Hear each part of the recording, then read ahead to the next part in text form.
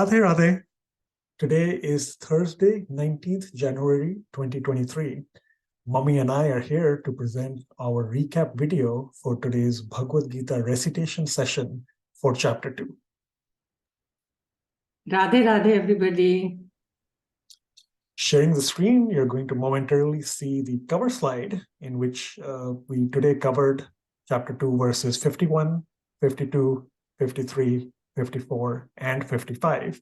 We shall first start off with one round of recitation of all the verses, then look at a word or phrase for each verse, an important one in Sanskrit for each one, followed by brief explanation, and then again another round of recitation. So we'll get started. Chapter 2, verse 51.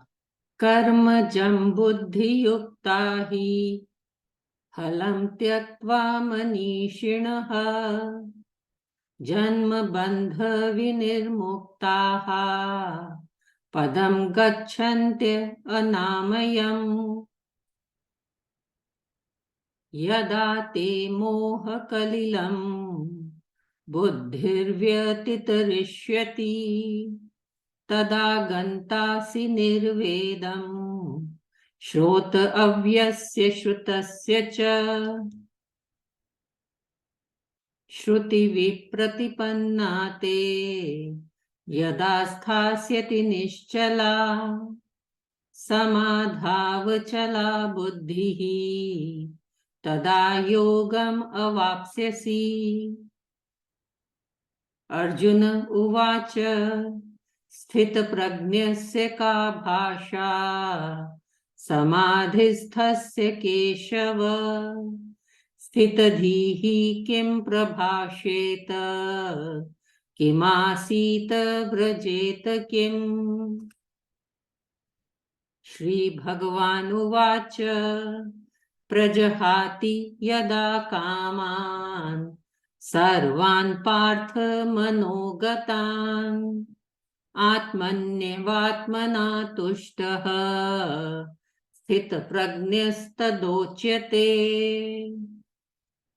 Okay, so let's see some important words from each verse. From verse number 51, I want everybody to see this word, manishinaha. Manishinaha means the wise people. And then another very different word here is anamayam. Anamayam means those devoid of sufferings. Verse 52, let's see the first two words together. Moha kalilam. Moha means delusion and kalilam means that quagmire. That quagmire of delusion. Then verse number 53, I want you to see Shruti Vipratipanna. That means those who are not allured by the fruitive sections of Vedas. Then verse number 54,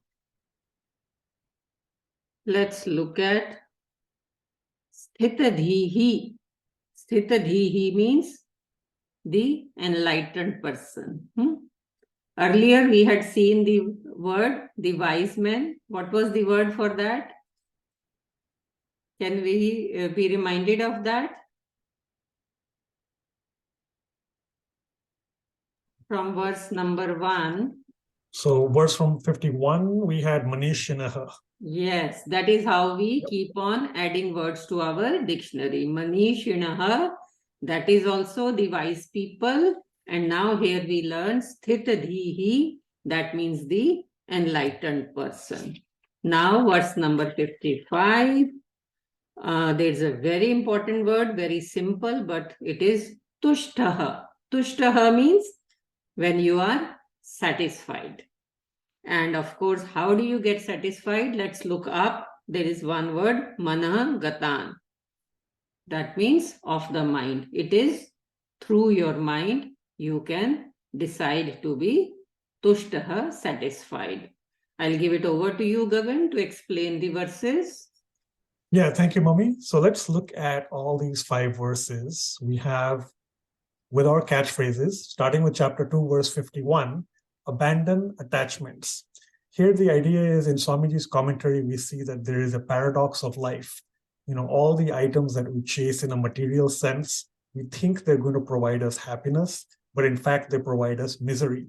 So what is really required is a spiritual U-turn. And that really means renouncing attachment to the fruits of the actions that we perform. Instead, having that devotion and offering them to God. In turn, we accept everything as the grace and the will of God. In fact, it is God's prasad. And then the result is that our actions become free from karmic reactions, which otherwise will bind us in this cycle of life and death. Chapter 2, verse 52 is with the catchphrase intellectual indifference. As Sri Krishna says, indifference to what has been heard and what is yet to be heard. Again, the takeaway is that there is, this notion we need as a realized sage to lose interest in Vedic rituals. If we do that, we understand that the pleasure from the fruitive karmas of our activities and actions, again, in this life and in that potential next life in the celestial abodes, that pleasure is all temporary and again, in fact, mixed with misery. So if we use our intellect, we will not get attracted to those Vedic rituals and the fruits that are offered by those activities. Chapter 2, verse 53, catchphrase here is avoid allurements. Often a question that might come up, Swamiji has presented that in the commentary, is that if we give up these Vedic rituals, are we going to actually be performing or committing an offense? The answer, in fact, given by Sri Krishna himself is actually no. Rather, by performing sadhana and with the notion of not being attached to the fruits or the fruitive sections of the Vedas, that is in fact a higher spiritual state. And in fact, Sri Krishna uses the word or the phrase, Mami mentioned, samadhav achala, steadfast in divine consciousness. Steadfast then takes us into chapter 2, verse 54, a very pivotal, important one because it sets the stage for a series of many, many questions that will come up as the Bhagavad Gita progresses. The catchphrase here as a question is walkie-talkie.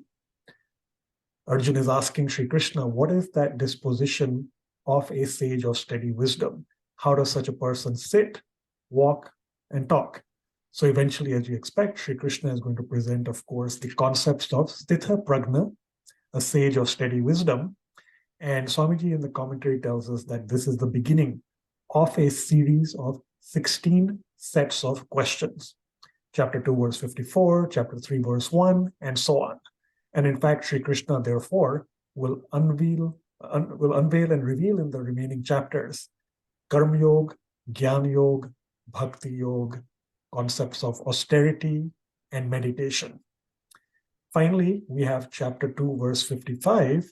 Here, the catchphrase is discard desires. So, in a nutshell, if one discards desires, Sri Krishna says that is what makes a sage of steady wisdom and therefore to be transcendentally situated. The idea here in Swamiji's commentary is that we as souls, we are tiny fragments of God and we are naturally attracted to bliss. But with ignorance as the body, we unfortunately are attracted to lust. It's akin to, the mirage seen by a deer. The world is like that mirage, Mriga Trishna. So instead, Sri Krishna tells us, if we give up attachment to those desires of the senses and the allurements, the material rewards offered to us by rituals and the fruitive sections of the Vedas, then in fact the soul can become transcendentally situated. And in fact, in the Kathopanishad, it's even mentioned that the soul then becomes godlike in virtue.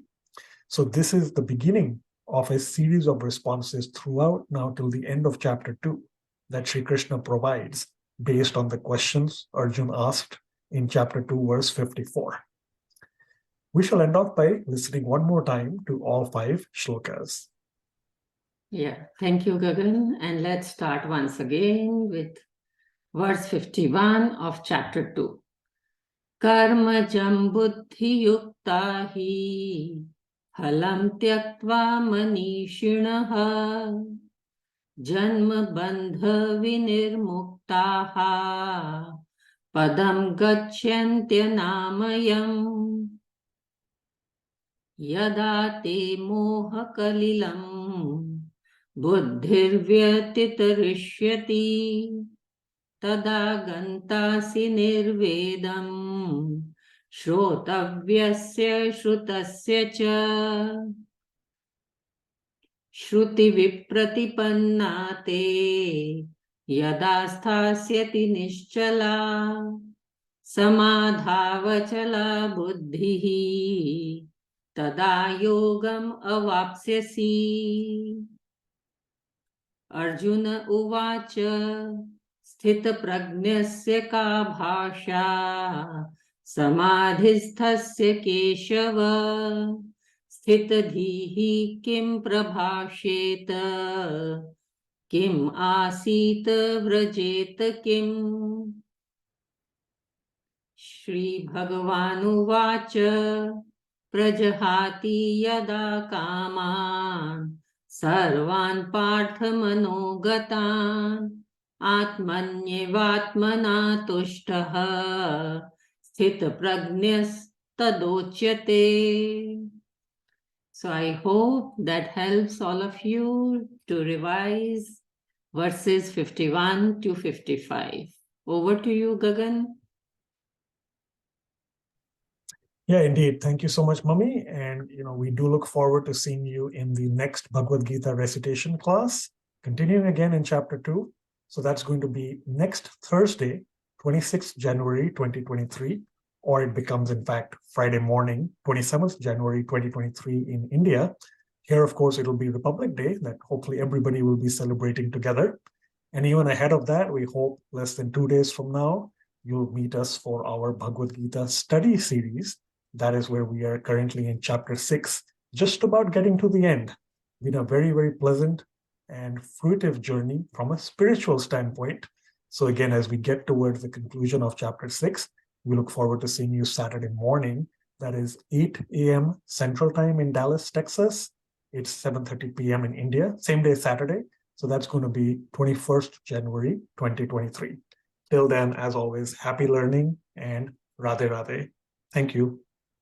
Radhe Radhe, everybody. And I want to say one thing that in the description of the video, we have given how to join our free online classes. These are all free and on the platform of JKYog CICE, that is Center for Indian Culture and Education, here at Radha Krishna Temple, Dallas.